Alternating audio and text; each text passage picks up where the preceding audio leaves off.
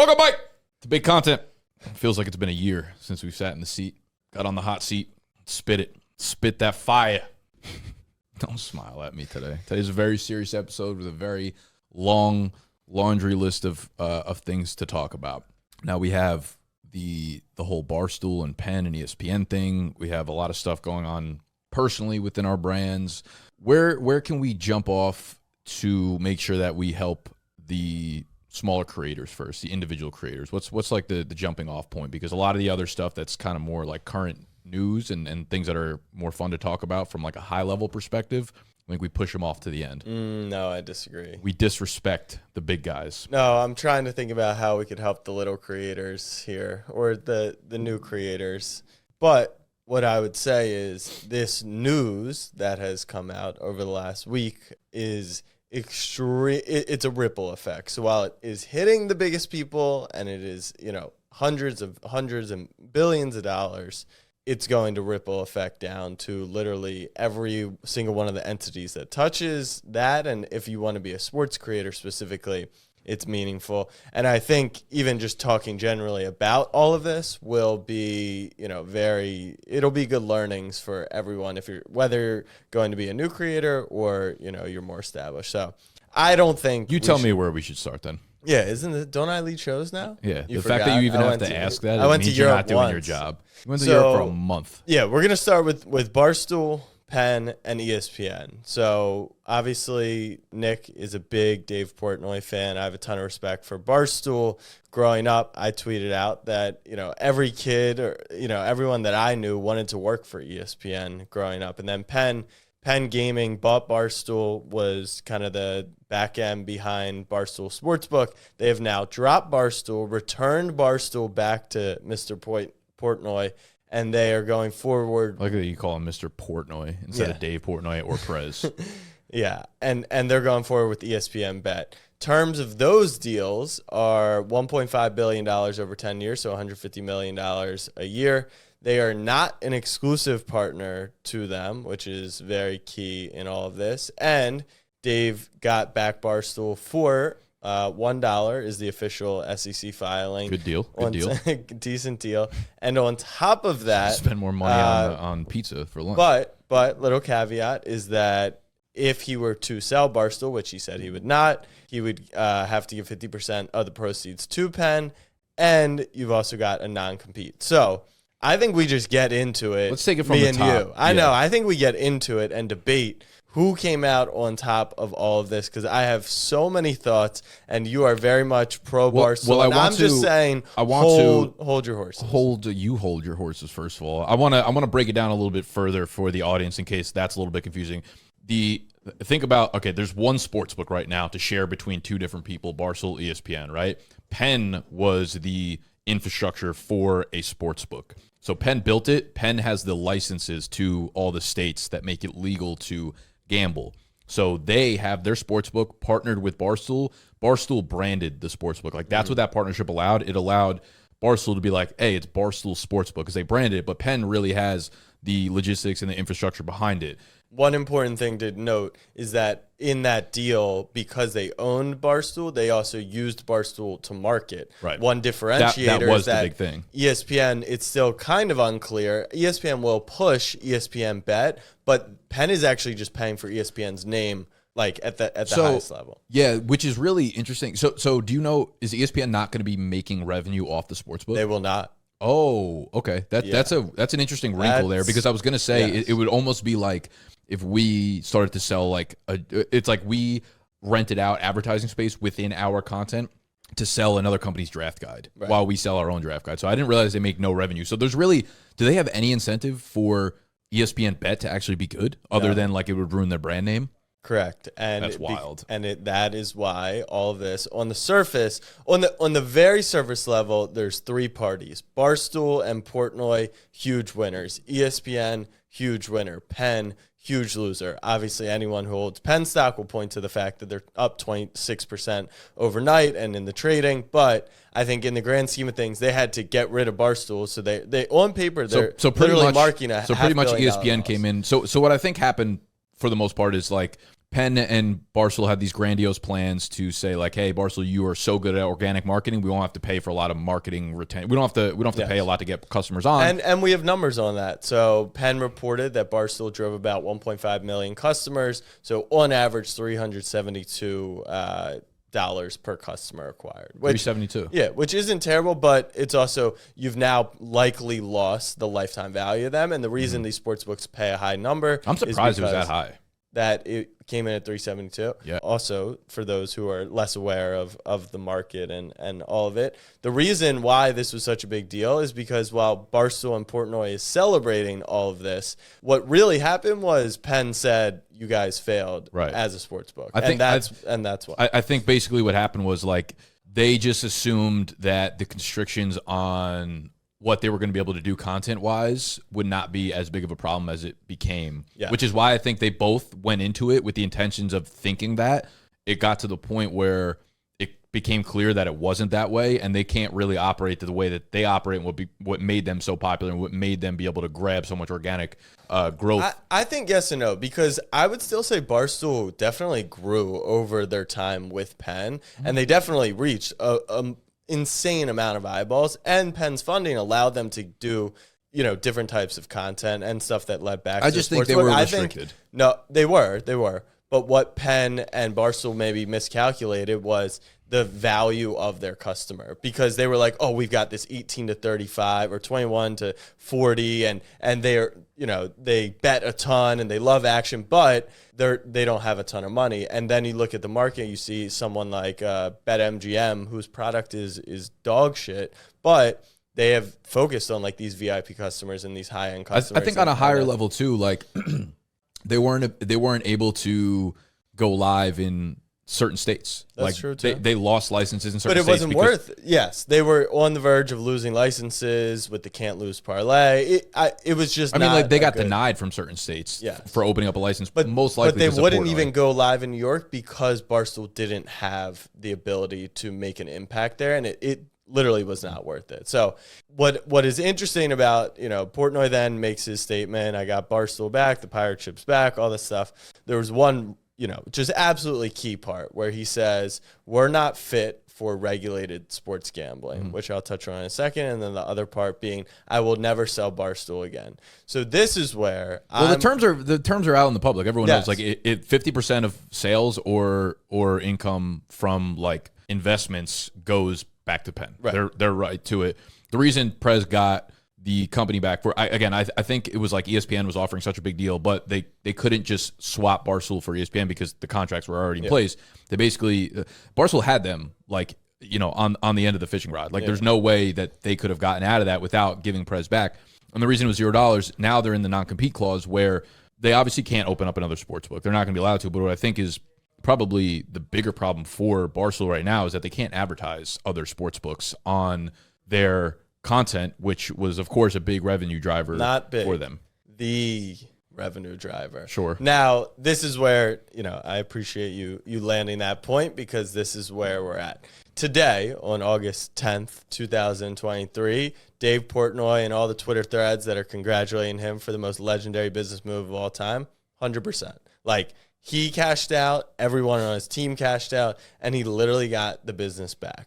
But he is going to be left at a very interesting point, because as two people running sports media companies on a slightly different scale than Barstool, we know how important this sports gaming space is to keeping the lights on, to doing all this stuff. So when all that money was flowing in, you could do all these podcasts that weren't maybe sports for Barstool, that were just trying to grow content. They're investing in content, they're hiring, and the salaries get higher, and they're making all these investments. You strip that sports betting revenue out from them, and that's going to leave serious damages. So now he's going to have two choices. Number one, he can self-fund, and that's where his legendary move becomes the dollar auction theory. Do you know what that is? No.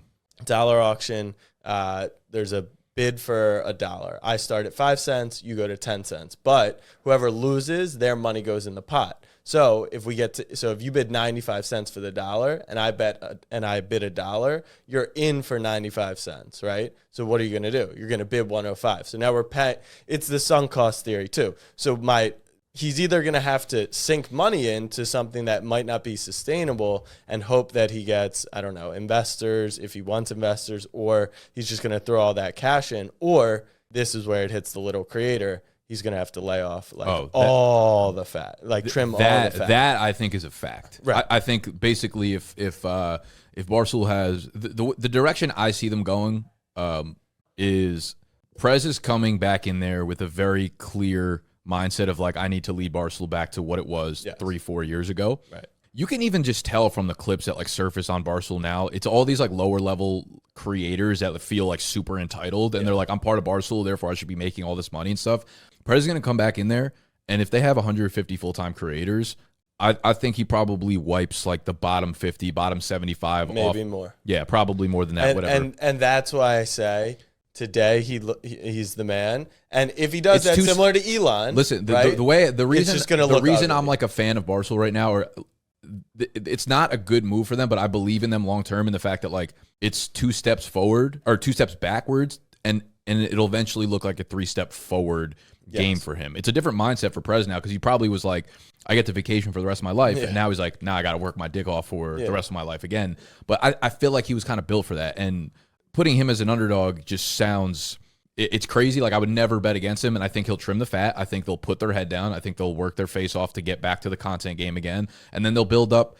Like I said in my Twitter thread, CPG. They will. If right now they put out 100 different podcasts, and 20% of the podcasts account for 90% of the downloads and shit like that. Probably even less, right? Yeah, it's probably 5% of the podcasts. Exactly. Yeah. Point taken. It's just they'll trim all the ones that don't really matter, and then they'll focus so heavily into those ones and making sure that they have product, their own individual product, so that they don't necessarily need to rely on DraftKings and FanDuel and those kind of sponsorships. But even if they can build those products, the margin on them is you got to sell. Let's see. If you make $7 a t-shirt, right? You got to sell. I'm not even talking about merch though. Think about okay. No, I know. But even if you're selling C4, all right, liquor. Let's say they make per case of High Noon, they make $12. You still have to sell 30 cases of High Noon to just make getting one sports better. My question is, I don't actually know how this works, but okay, so a big liquor company, right? The Rocks Liquor or whatever can sell for $500 million or something like that. No, they could build the brand. I do wonder if that is going to be part of their game plan going forward. Of course, if they take investment money into Barstool, or if they sell Barstool, whatever, same thing, they will have to give 50% to Penn. But I wonder if they do build out a liquor and then sell half the liquor, if that goes to Penn as well. Because I think that could be a long-term game plan. I do think it's going to be a long thing for them. It's going to take a minute for them to get back to a really stable spot, but I have no doubt that they're going to be able to do it. I think that, they obviously have a lot of It has to go back to high quality and then build step by step again, brick by brick. Yes. So today, like I said, Portnoy looks great. And if he clears house, which I do think is unfortunately the right thing to do, but this is where it affects the smaller creators, right? Their company kind of went away when he stopped having his hand in everything, and he stopped being the leader in there, and this brings him back. I don't even want to say it went awry, because from a content perspective, maybe, but from a business perspective, if you have that funding, you're fine. Yeah. If you are playing in the sports betting space, it's a high value space to play in. If you remove that from the equation, and then the biggest question for me is he said his entire life that sports betting is what he wanted this company to be about. Mm-hmm. So obviously they'll still do stuff around sports betting. We don't have the length of the non-compete though, too. So it's tough to kind of know what the actual game plan is with it. So let's move on to ESPN. Now, my initial thoughts on ESPN were that this is a slam dunk, because the McAfee deal, and everyone I had talked to behind the scenes had told me McAfee is likely going to get even a cut of a big sports betting deal on the way. So they're clearly working on this. But now, knowing that ESPN does not have incentive, and that's what's been reported and what I've seen for the most part, because they are non-exclusive, that's been publicly announced. This seems like maybe not as exciting of a deal for Penn, because The problem with Barstool Sportsbook is that the product was garbage. They wouldn't take any bets, and the actual application was almost unusable. Yep. They're just going to rebrand the sportsbook. You're working with a legacy media company who doesn't move quickly, too much red tape.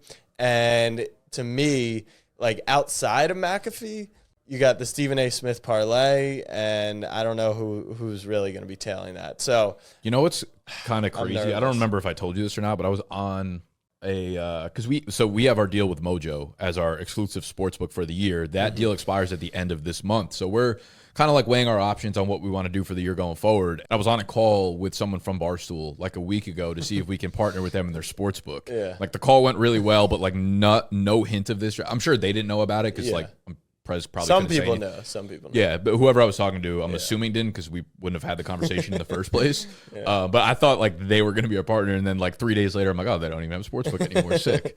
So ESPN. So I think like the tough part about this, I've been in social enough that like when big things happen and people have these opinions and takes on things, it's almost always wrong because they don't have the full context of it. So I hesitate to like really give a strong take on anything because ESPN doesn't have incentive towards it. Like Penn only gets their name, but there are probably so many fine details. Like they get access to the talent, the employees. Maybe we talent. don't know yet. I'm sure they wouldn't make the deal if not. The not talent, if it's not exclusive. Like that's the thing. Well, I know they get access to the talent. Did you listen to Joe Joe Pomps? No, he did a full podcast about it. And he talked about they have access to talent. What that means in terms of volume, I have no idea. What they're planning on doing with it, I have no idea. It also could mean like, okay, they're not exclusive, but we also don't know the fine print. What if it's like we actually get 80% of your sport? Sure. You know what I mean? Like we don't know those things. So like people want to read kind of headlines and throw it out. So I don't want to like judge on it. It felt like based on if you knew the prior history, if you didn't know the prior history of any three of these companies, the day of it happening, I think all three sides win. Yes. Based on like 3 days ago when it was announced. My initial take was that it's an incredible move by ESPN because as much as people do not want to give value to ESPN is headed in the wrong direction, you are pairing the name of ESPN and that red logo carries a ton of weight. You then go and complete that with someone who had the largest sports betting affiliate deal of all time in Pat McAfee and his crew, and then you partner that with Does ESPN not have stock in Penn now? Maybe they do. I think that would make sense because like if ESPN Bet doesn't work, then it would hurt. That might have been part of it. Or they changed that would be incentive then for ESPN to make sure that the product is good. Sure, there's no doubt. And I don't think ESPN, while it is a long ass deal, it's a full decade for a company like ESPN and Disney who's trying to be here for centuries. They don't want to underdeliver, and that has been the reporting is that ESPN has not been a good acquisition partner for some of the partners they've worked with in the past. So I am excited to see I'm excited how it all too. plays I'm out. really excited. Overall, like I don't think there was any clear loser. The one issue is like if what happens is really just like Penn uses ESPN's logo and retools the same thing and they just give everyone the same game parlay. I'll tell you what does kind of make me nervous is like it's going to be live this fall. I'm like, dude, it's already August, which means and we know like tech things, dev things take so long to build correctly. And I'm like, if they're really going to get this live by NFL kickoff, it's going to be they're swapping logos, and that's going to be a problem. Yes, so that's interesting. That is my fear. If you really read in between the lines, there's definitely questions to be had. We'll see how it plays out. On the surface, it's exciting, it's fun because how big of a sports bettor are you? Like not actually putting action. Very social's better. So if I'm like, with friends and we're like betting on something, yeah, I don't go out of my genuinely way to do it, enjoy like sports betting. I think it's fun, looking for edges, like sometimes just throwing random shit down. Also shout out to the intern. Fucking give him his flowers, dude. He hit a $64 into $37,000 parlay on 4 home run hitters. It was insanity. But I feel like your brother stays hitting those. How many 5-figure bets has he hit? At least like 3, right? We've hit 5 in the last like 6 Does he bet super high volume?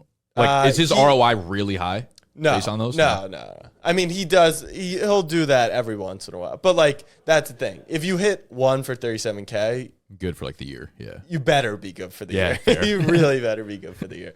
I don't even remember what I was talking about before that. You were just saying shout out the intern. Yeah. All right, let's move along to something that's way more relevant to Nick and I and to a lot of people in the fantasy industry. Underdog, or Underdaddy as I like to call them, they are both, fantasy partners of Nick and I, big partners with them. We do a lot of work together. We love the Underdog team.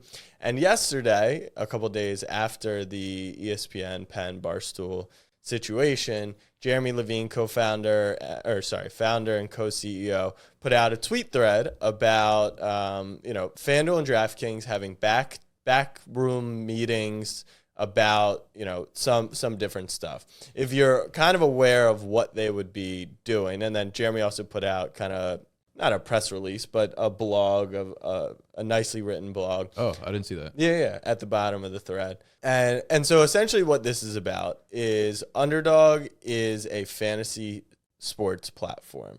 DraftKings and FanDuel are sports betting licensed platforms, right? And there's levels to that, what each can do, what taxes each pays. It's the reason why it's the reason why.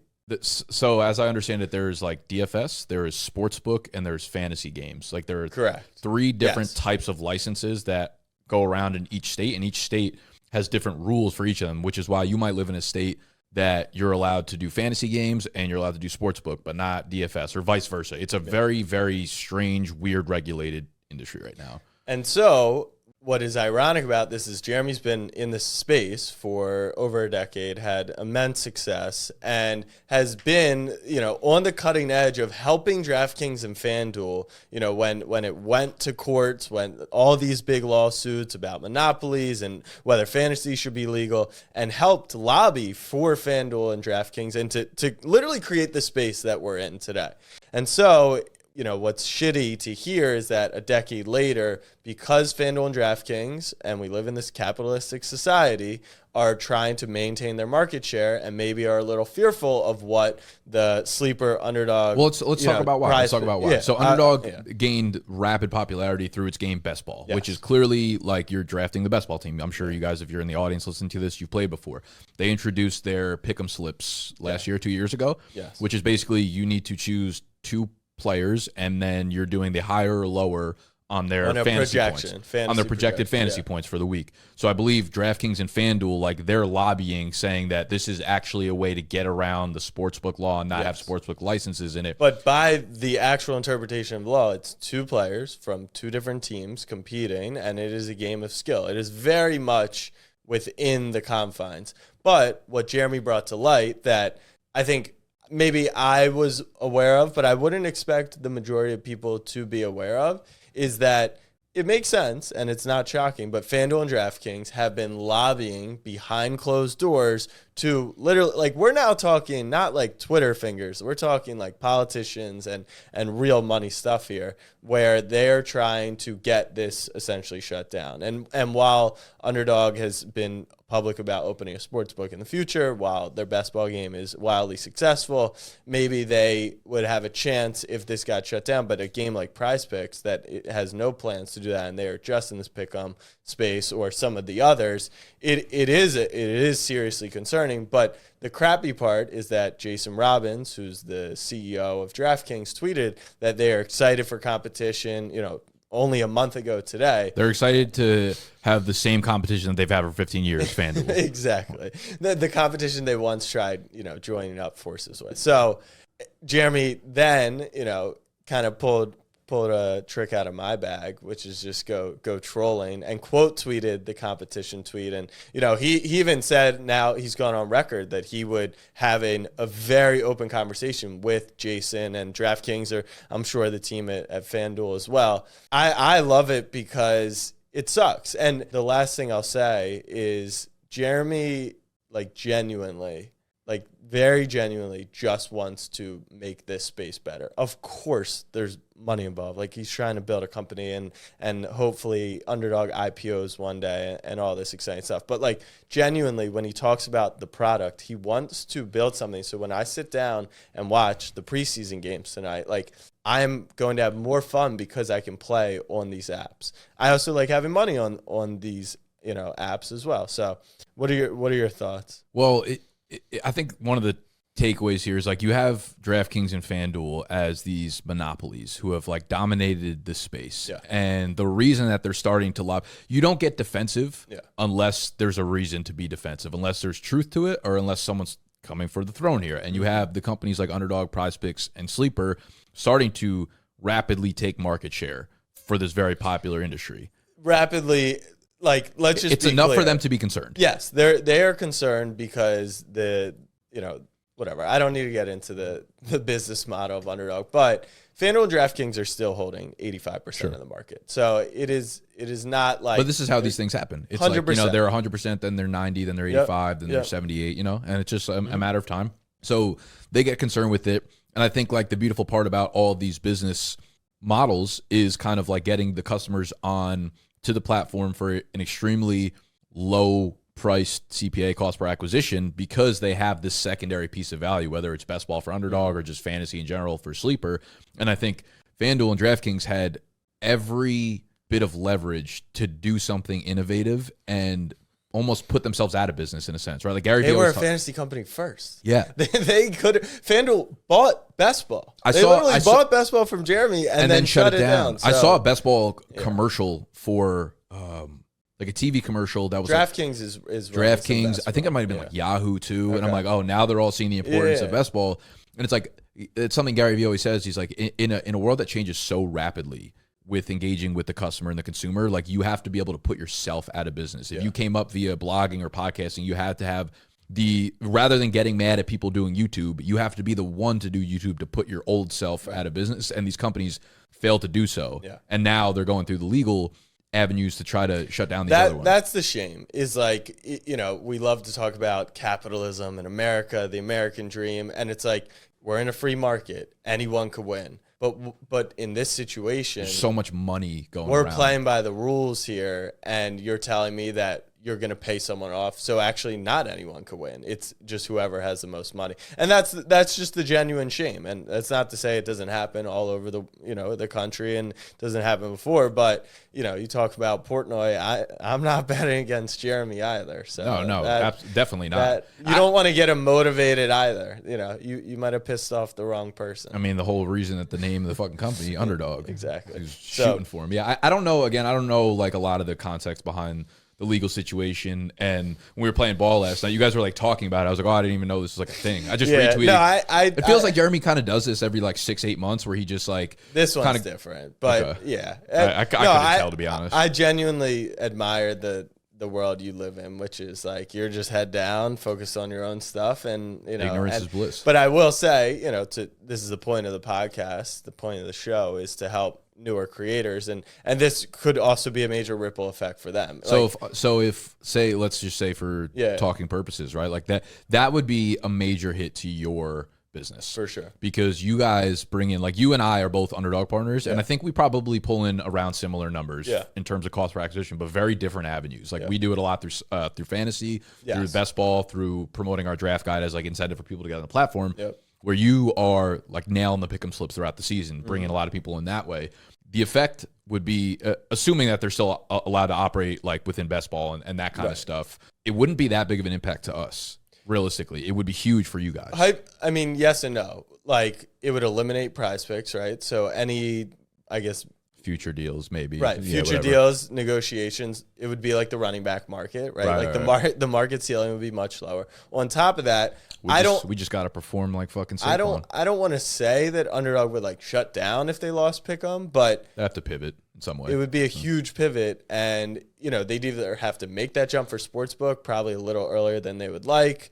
And also I think the CPA, by the way, of best ball is also blended into the CPA of Pick'em. So that CPA would drop significantly. For us, I mean, the thing is we could then move on to a sportsbook and work with sportsbooks where we're licensed to be an affiliate. The issue, though, is if DraftKings and FanDuel shut down PrizePicks, Underdog, Sleeper, Chalkboard, everyone is launching Pick'em these days, then there's only like 4 sportsbooks to work with. So maybe we would have an opportunity to work with someone else, but I don't want to think about that. And honestly, I don't think we need to think about that. This seems like, this legal stuff goes on for years and years and years. So that's why I can't imagine they're shutting it down. That's why I didn't really take it that seriously, because it just feels like, the whole like, oh, TikTok's getting shut down. Every 3 months we hear something serious, and every time it's like, no, this one feels like this. But this is the first time that he's kind of come out publicly and said something. So well, I love the fucking approach. I feel like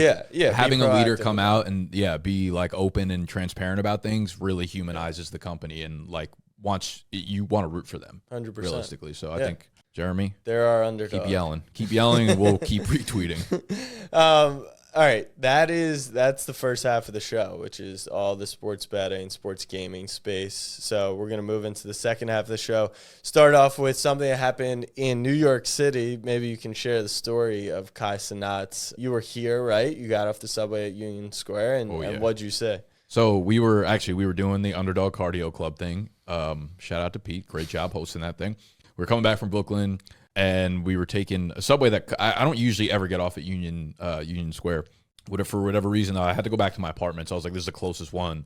I walked out of the subway, and there's like 10 cops coming through the turnstile. And I was like, oh, maybe I figured like, and then I got up the stairs, and like the energy was extremely chaotic, and there was mad people there. And I'm like, maybe I just haven't been here in a while, and like kids after school like hang out here, because it was a very young demographic. Yeah. And then I was like, all the cops and stuff, I kind of just figured there was maybe like a stabbing or a shooting, and they were like looking for the suspect. Right. But like the more I walked around, I was like looking for a bike rack, and it was like kids just running everywhere, and like shit was really hectic. Yeah. I didn't know what was going on. Then I searched Twitter, and I saw that there was like all these like bird angle shots of the madness going on. People just getting like fucking beaten, whatever. Yeah. So this influencer, this Twitch streamer, was like wildly popular, basically just announced that he was doing a computer giveaway or something at Union Square in New York City. And thousands of kids just like showed up, and it turned into basically just like a riot where there was a lot of innocent bystanders, whether they're running businesses in the area or people just there, getting in fights and whatnot.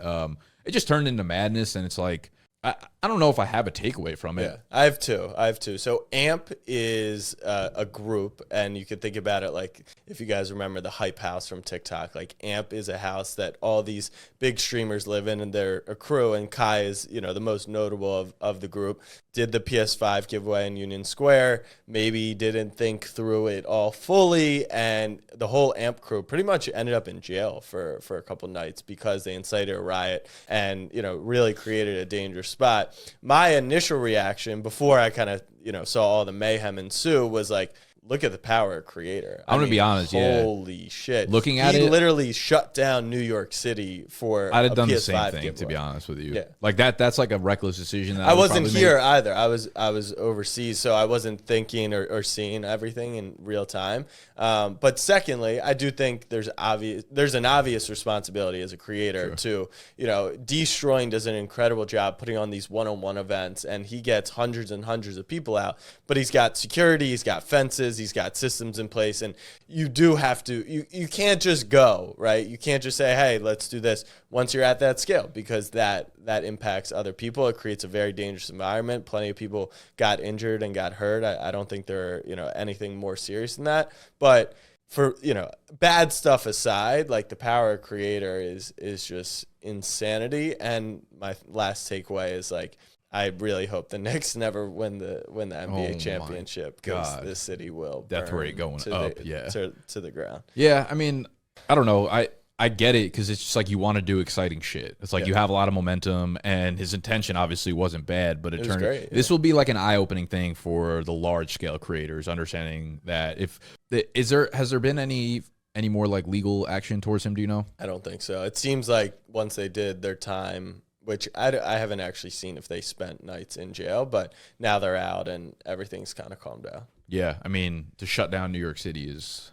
I don't, like, if Jalen Brunson was like, yo, I'm popping out to Union Square, like, the city would not, no offense to Jalen, like, it would not shut down. Like, he wants to play on West 4th Street, and, it'll draw a crowd, but it will not become a riot. Like, we're talking the top 1%. I don't really know how many A-list celebrities could shut down, It's got to be a demographic thing. It is. And that is the vibe of it all, was to kind of create chaos. It was all, like, high school kids when I went out there, and I was like, I feel like I'm going to get beaten up at like by a group of 14-year-olds. I would have gone back down.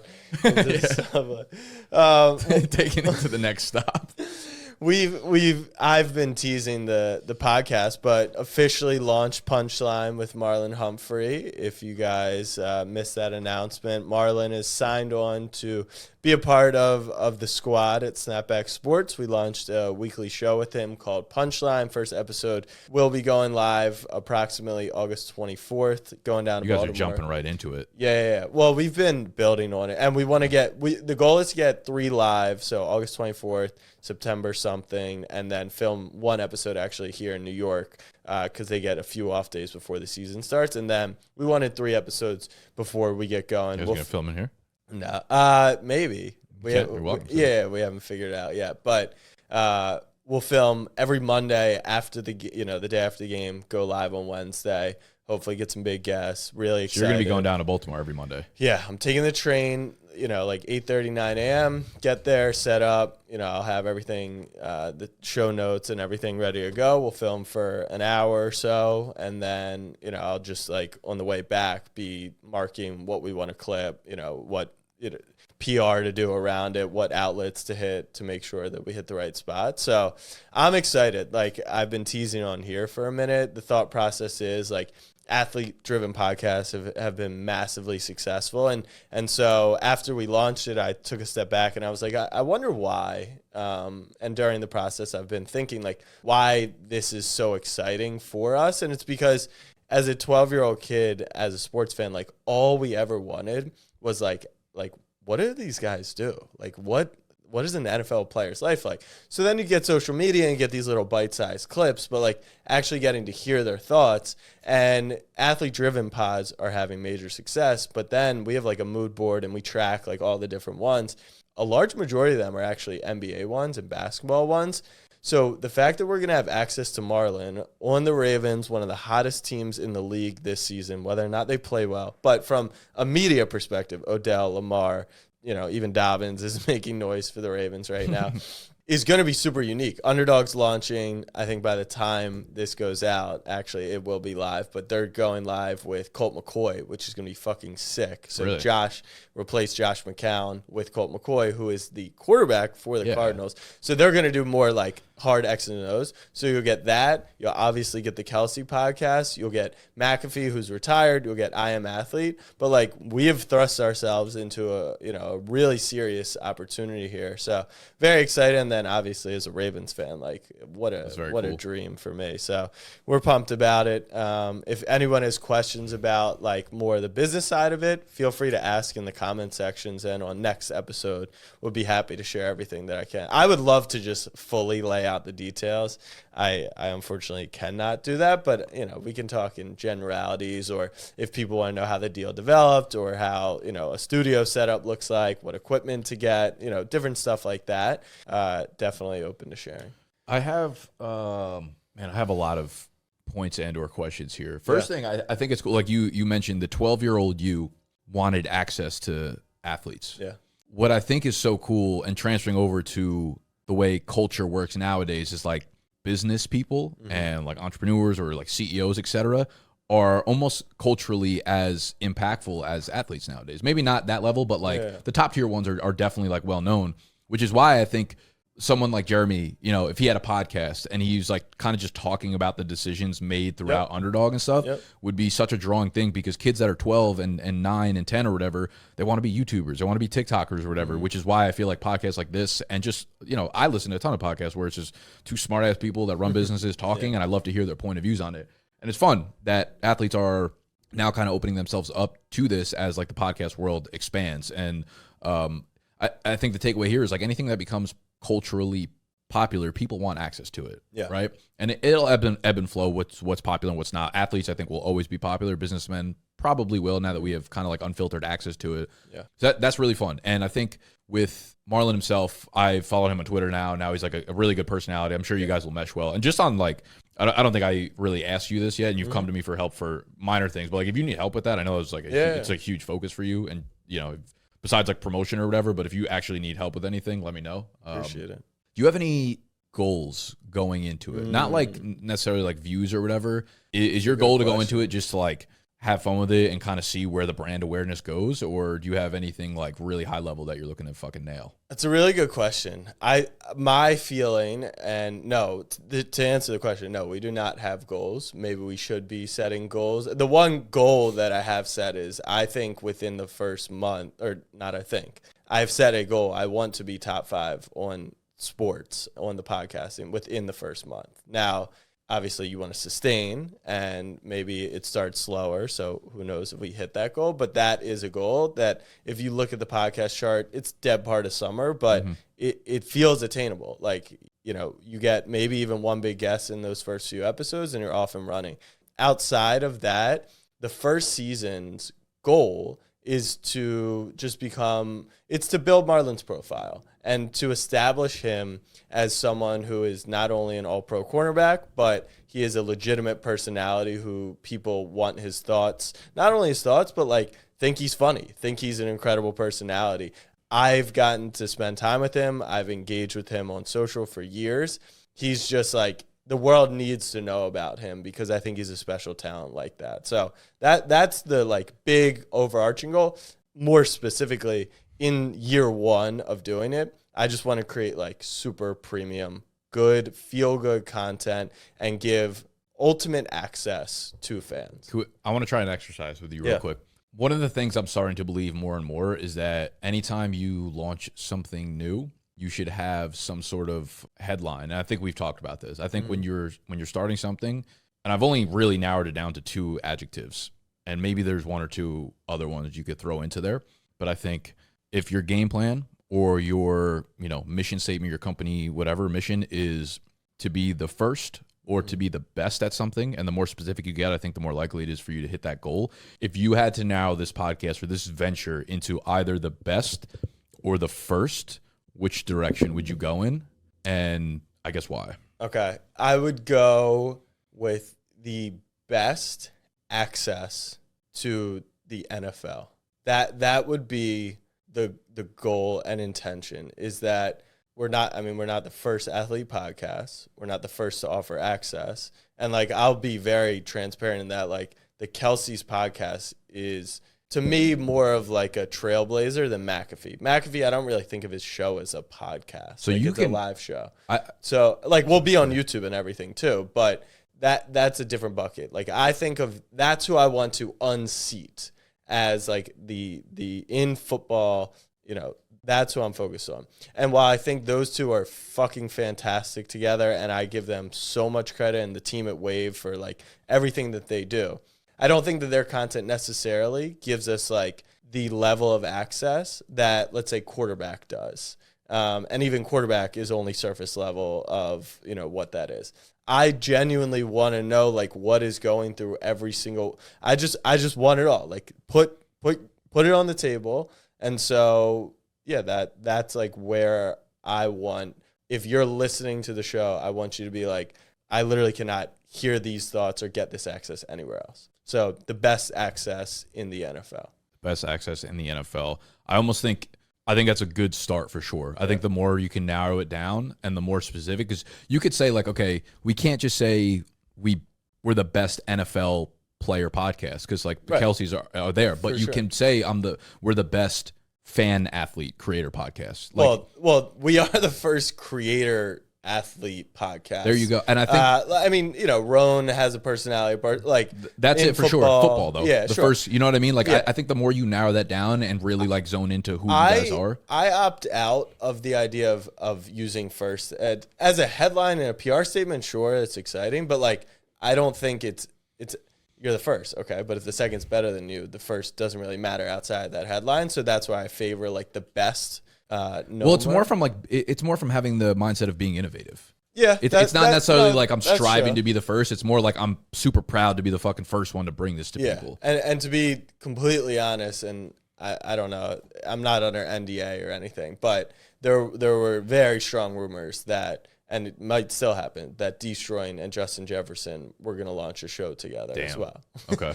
And so going at it, even if we prepared all this and we were like, we're going to be first. And then, well, then first doesn't have to be it. Then it could definitely be like the best. But I think you need to narrow down when you say like access. I think if we can get more specific with like what the actual access is. And it's a great point, because I can share, if you guys know maybe more in the weeds of Snapback Sports, we did a Snapback Sports podcast with my best friend Abe for 4 years, and we record twice a week, and we recently winded that down. The timing looks like we winded it down to start this.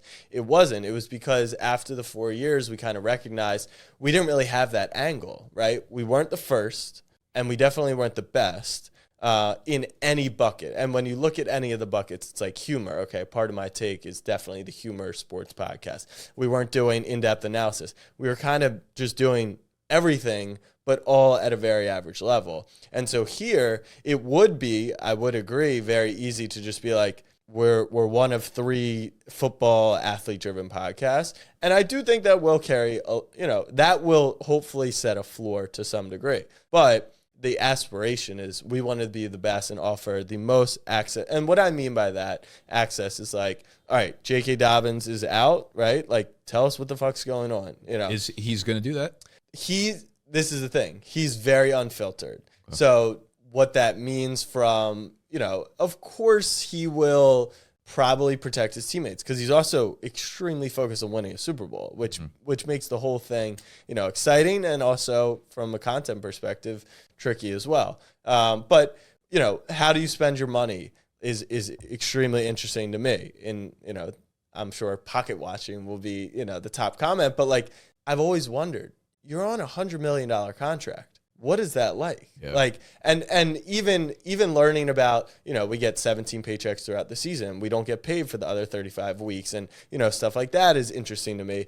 And I'm just like, GQ does a really awesome one where it's like, how'd you spend your first $1 million? And they do it with athletes. So fascinating to me. And so how do we get, stuff like that? And so when I talk about that access, I want that to extend to guests as well. I do want to ask like the hard questions to these athletes. And, I want Marlon, one of the things on the script for our pilot is like Trayvon Diggs called Dak, like, I don't want to curse, but he had some choice words for him. And I want to be like, so you're the star corner on your team. 1, do you think that, like, what do you think about that? And 2, would you ever say that to Lamar? And like, maybe he opts for the funnier route, but I do want to just have those conversations, because we speculate about it all day on X. And I want to hear it from the athlete themselves. I was thinking about that. You just said X when I tweeted out the basketball clip this morning, and I was like, please don't retweet this. I'm like, is it a new word now? Re-X this? He changed it. It's repost. Oh, yeah, it's okay, repost, it's post, not Rex. Okay, yeah. I didn't realize that. Yeah, quote post, or I don't know what quote actually is, but yeah. So no, dude, that's really exciting. As long as he's willing to like really open up about it, you guys will be like the first NFL podcast that focuses on lifestyle as much as the opening up about the game as well. Yeah, that's really cool. Yeah. So first episode we can expect, what do you say, August 24th is the plan. So that's the plan we're going with. Other side story kind of, because you just it just popped into my head, because August 25th is the start of the draft weekend, and we have the Airbnb down there. Did I tell you about this with Jeremy? Down where? Lower East Side. Not in Baltimore. No, not with Jeremy. So so like the Airbnb is a really nice place, huge, and we rented it out for a weekend, obviously. The Airbnb, though, at this point, they don't really rent it out residentially. Yeah. I just know the owner from last time I was there, so he allowed me to do it not through Airbnb. Mm-hmm. They only rent it out to, like, people who are staying really long visits, like pretty popular people. They had, like, Skrillex and Fred again stay there for a month last summer, but mostly commercial shoots. So companies will do shoots in it because it's, like, a kind of exotic interior. So we have it for the weekend because I know the guy, but Jeremy texts me, and because he was looking for a place, right? Jeremy, so he tweeted out a few days earlier. He was like, "Does anyone know of a place in New York City, or whatever, to that I could stay for a month or whatever?" He texts me. He's like, "Really funny, like coincidence. I'm about to like close on this kind of like loft Airbnb place for the month of August, but the owner goes to me, yeah, there's only like one weekend that you can't be there, and it's just like this guy's coming in and doing like this fantasy football draft weekend or something like that." And and I thought it was like hilarious because Jeremy could have just been like, "Yeah, I kind of like run that fucking company. Right. I'm the one who's paying for this. Yeah. I can be there, but he has to drink. He has to drink if he's going to be there and have some fun. So, I mean, I invite him to the party. He might be coming through. I just thought it was like really, really funny and it was super. Jeremy, if you listen to this for whatever reason, it's extremely unnecessary Airbnb for you to have for an entire month. That is extremely up his alley, though. Yeah, 100%. That was just funny. I think I had one thing. Oh, creator payouts. Oh, and Alex Earl. I think Alex Earl can wait. I actually want to talk about Alex Earl. Really? I'm not even sure what the context was of your list with her. What's going on with her? Tell me, and I'll tell you a take on it. Once again, this is just incredible. Like, you have no clue. Are you talking about the underage kid that she kissed? No. Okay. What are we talking about then? God, you're such a millennial. Alex Earl. So Alex Bennett, I think is her name. So call her daddy. Alex. No, not Bennett. Sorry. Alex Cooper. Thank you. And Alex Earl. No. What's the what? Sophia. Okay. So they split. Alex Cooper goes to Spotify, $60 million deal. Spotify call. No, it's funny. With this big announcement, they put out a report that like Spotify's done doing stuff like that. But congrats to her on cashing in. But Alex Cooper is now launching a podcast network with which Call Her Daddy will be within. Okay. And they signed 2 people. One, forgive me for not knowing her name. I think she's British. Super funny girl. The blonde chick? No.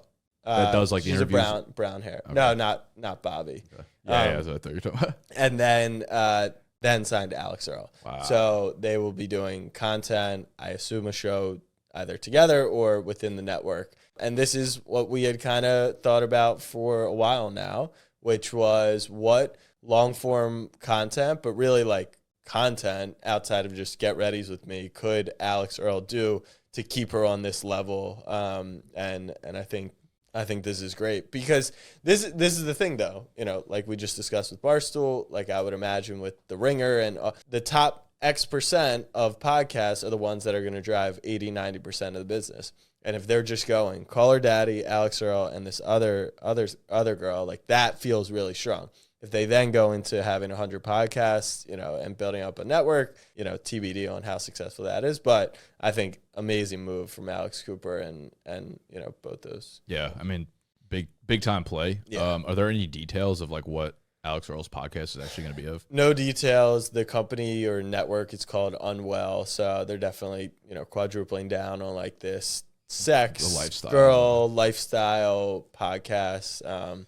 Yeah. Like, good luck to anyone dating in New York City. Like once these girls get on the airwaves and start talking about how they like you're cooked. Yeah, I love like I'll be like walking around the East Village and see girls with like a Unwell crew neck, and I'm just like fucking stay on that side of the road. Okay, so my first few thoughts. This is the first time I'm hearing of this. Yeah. So. Which is amazing. I'm not on TikTok ever anymore, Okay. consuming except for like reading the comments on our shit. Yeah. So Alex Earl, it kind of feels like this might just be. I wonder if they're gonna do stuff together. It feels like she's kind of like retrying Call Her Daddy. Mm-hmm. And as much as people want to shit on Alex Cooper, the reason Call Her Daddy became an elite platform is because she's an elite talent. Like no other way to look at it. Okay. I think the reason that it became so big is because she is incredible on camera and while recording has a ton of actual life experience and was 0% afraid to talk about what she was going through. That was like the first thought that popped in my head. And then we talk about the Marlin pod. And it's like, that is what made Call Her Daddy successful was Correct. like, they weren't talking about like vaguely. She was talking about. And people and people got mad at it, but it's the reason it got so fucking popular is because when you get that deep, you're touching on people's experiences in their own life that are they thought they were like, oh, I didn't think anybody else went through this. She's like, I've been through all this shit over the last 10 years or whatever, and here are my takes on it. Here's what I should do in that situation. I think the reason it got so popular is because she is so fucking good at it. I get the idea of like capitalizing on really popular culture, and I'm not saying this will fail. I don't know like Alex Earl well enough to know if she's I don't think she could do her own Call Her Daddy. I don't think we've seen her fully in that world. I always say with creators, it's like you hit it and you're the it, right? I'll give her a lot of credit. She has sustained that it. Now, this is a very different world that she's going to play in. I think it also, if Alex Cooper is as smart as you're giving her credit for, if Alex Earl isn't as talented as her, she'll probably put her, in a position for success where you pair her with someone where she just she doesn't have to host, she doesn't have to lead. My thing is like being an individual like podcaster or a YouTuber. I'm saying this kind of from experience, but also from like watching Alex Cooper do it. It's not something that you could just do well because you're popular. You know what I mean? Like the level of like real commitment to it is talent. You need to be talented at what you're doing. Talent takes you far. Yeah. But like really being that person, like it needs to be who you are in order for you to get to Alex Cooper's level. And I question whether or not it is Alex Cooper. I'm not saying I think she's not it. We just don't know. I could see her. Couldn't you see her getting on air and just like, and it just being like, oh my God, like this is not, like I get it. She's having conversations of things that are like gossipy. I could see it going either way. And I agree with you. She's good. She can't go half in. The beauty of this is, from what it seems, small network, 3, super popular girls. She'll be proud of it. It's not like Spotify gave her a deal and said, go do your own show over here. Like, and what they're already doing is, they're doing the network effect. So they're cross-pollinating. So while they have their shows, Alex and Alex go out to a bar together and film funny content, and it all just funnels down to it. Yeah, So, it's going to make a splash immediately. I'm just saying, if the product is not there for the first 3 to 5 episodes, like the drop-off is going to be fucking real. Yeah. I don't think people are going to follow just because she's Alex Earl anymore. Here's the one trigger is that she should be able to get most guests. And even though Alex Cooper's done a great job of getting guests, and I feel like she's actually gotten a lot of male guests recently that have been super interesting. Like, she could get, and you're also not thinking about like the college crowd. Like, she's probably their it person.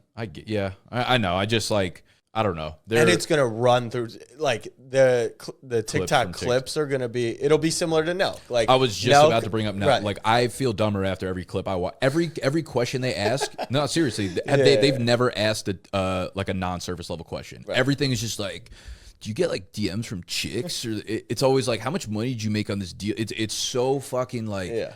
Robotic, and I'm like, these are horrible pieces of content. And they're doing like 1.8 million an episode. So maybe I don't know. But purely off the guess. Like, when it's not a guest episode and it's just them talking to each other, it's not super. It's like, what's the craziest thing you ever did at a party? It's like, dude, are you like, you have a 12-year-old writing your show script? You literally have Elon Musk like sitting there, and you're asking him, That's like, do you see the thing between like Andrew Schultz and Nelk? Yeah, and Andrew Schultz was. And I had thought about this like way longer. I'm like, I can't watch their clips. But Andrew Schultz was like, every question was like, they didn't know who I was coming on. I'm like, this is insane. Like the level of not being prepared for it. So I don't know. I guess I'm most interested to see if it takes away from other content. Because again, I think if you're in Alex Earl's position, like I am going into this being like, this is now almost my full-time job. Like I'm putting all my energy into this to make sure I don't flop on this, because this could be the actual sustainable thing, which is which kind of goes to the other point of what I was going to bring up with Alex Earl, was like, there was a little bit of like drama with her a month ago. I don't know if you know about this part. She basically was out at a bar. Okay, yeah. She like hooked up with some 17-year-old kid. And then the whole internet was like, oh my God, you're like a pedophile, whatever. Like, obviously she didn't know at the time. Well, that's also, I mean, she was allegedly dating Braxton Berrios. That was why it was. That's another thing where like, not that I can't stand that shit. Like, no one, it's between them. Like, I don't think she was out making out and publicly. Like, I'm sure they were like, we're not that serious. Like, maybe it's not that big of a deal if we're hooking up with we're not boyfriend girlfriend right now. Right. That solves every single problem of people like doing drama TikToks about it. You know what I mean? Like, they know what's going on in their lives. Other people don't. Yeah. The whole thing was, though, is like, we live in a social world where once people start to get steam, people build up this idealism of perfection behind a person, which is also like actually her brand. Her brand is that she came from having pimples, but her brand is like, I'm this perfectly built Barbie doll. And you get there, and it worries me for creators that like, even the really well-intended people like the Keith Lees. It's like America or just social builds people up because they actually enjoy the rip down more than they enjoy the build up. It's the minute someone does something wrong, people cannot wait to dive into it and being like, oh my God, you're the person I thought you were. It's like, no, you literally have just been telling me I'm perfect for the last like 2 years. So that was what I was thinking about. It was just more like a cancel culture vibe. And I thought she handled it well and kind of just like pushed through it, kept her head down. But like, I don't know.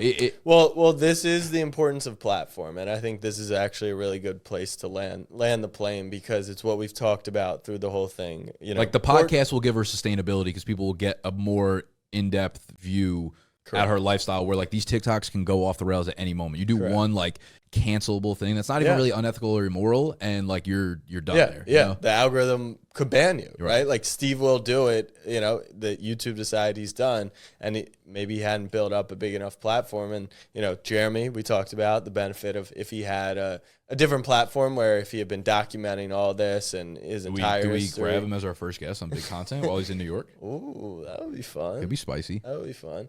Yeah, having a platform is super important. And, we have talked about this to tie this all together for the smallest creator in the world. The person at ESPN who is a podcast producer, a radio show producer, the person who's, pretty good at their job, or the person who is sending out tweets and has 800 followers, but is threading tweets about the best podcasting equipment and how they edit their stuff, and 14 of ESPN, shot callers follow that person.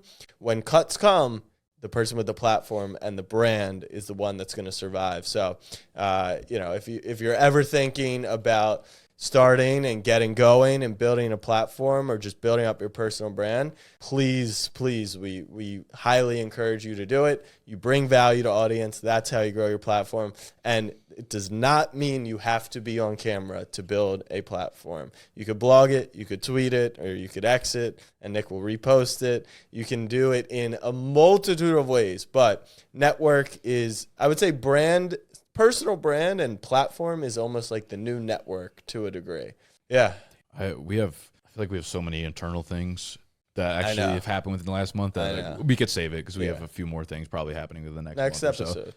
Next episode, yeah. And I also, you know what? I want to leave on this. You said you texted me while you were on vacation, and you were like, "I'm going full Ercolano mode, just straight happiness, whatever." Was this just a feeling of euphoria while you were dining in Italy, eating pasta, overlooking like a beautiful landscape? Yeah. So I didn't want to talk too much about the trip, but we flew into Venice, spent a day in Venice, then we did a 9-night cruise throughout Croatia, so hit 9 different cities in Croatia, and then another night in Venice before we flew back. And I texted you something like, you were like, yeah, pull up the text, whatever it might have been, because it was funny. But overall, the theme of Europe, and it's always nice to go ahead. I sent you a podcast episode from Kelly Roach, great follow. It was titled 6 Strategies for Creating a High Performing Environment, and then you said, "Thank you. On my Ercolano wave, though, post Europe, we have everything we need and more. No need to scale, just happiness." And then I just said no.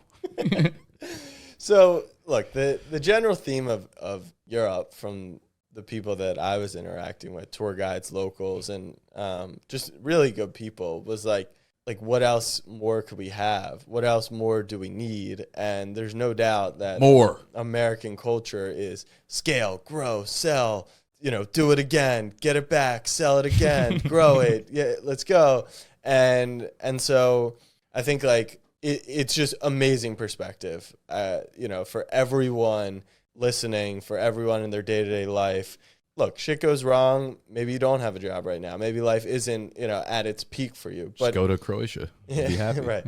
But at the end of the day, and maybe it's just for me, yes, we do have, it doesn't mean I'm going to stop trying to grow the business. I was joking when I said we were all good. But at the end of the day, it's like, if someone offered me a lot of money for the company, would it be smart to sell the company? Maybe. You literally have the genuine perfect example of a man who sold his business for $100 million. He cashed out $100 million, and the only thing he wanted back at the end of the day was that. Yep. So that's something that you have instilled in the show and in me over the last, year and a half, just hanging out together, which is like, why would I sell? Because this is what I want to be doing. And then, a couple weeks ago, you made a comment that might have shifted. So it's just good to remember that, you can make smart business moves, but at the end of the day, let's be grateful for what we do and don't have as well. Namaste. All right, let's go.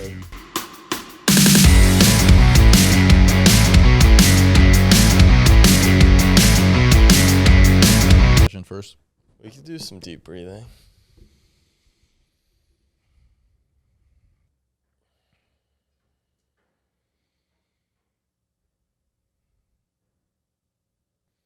All right, I'm good. me too. I'm in my flow state right now, Jack. What's up? Too many C4s this morning? Put that away. Put that away. We got a big ep today.